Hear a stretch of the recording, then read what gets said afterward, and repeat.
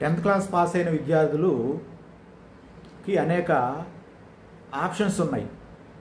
ఉదాహరణకి digital marketing కానీ, computer science కానీ, ఏదైనా చిన్న చిన్న బిజినెస్లు కానీ, యోగా కానీ, ఎలక్ట్రీషియన్ కానీ, టైలరింగ్ కానీ, ఇలాంటి చాలా రకాల ఆప్షన్స్ అనేవి ఉన్నాయి. వీటి పట్ల అంటే ఒక్కొక్క దాని పట్ల మీకు నిజమైన ఆసక్తి, అభిరుచి ఉండి మీ వ్యక్తిత్వానికి ఆ పని సరైంది అని మీకు అనిపిస్తే వాటిని ఎంచుకొని మీ యొక్క కెరీర్ని మొదలుపెట్టడం అనేది తెలివైనటువంటి విషయంగా చెప్పుకోవచ్చు.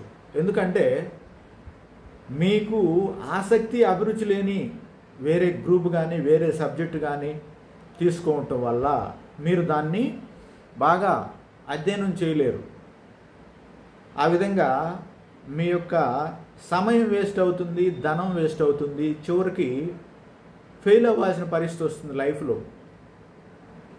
కాబట్టి మంచి అవగాహనతోటి మీకున్న ఆసక్తి ఎక్కడుంది, మీకు దేంట్లో అభిరుచి ఉంది అని పరిశీలన చేసుకొని నిర్ణయం చేయటం అనేది తెలివైన, విజయవంతమైనటువంటి స్ట్రాటజీ అవుతుంది.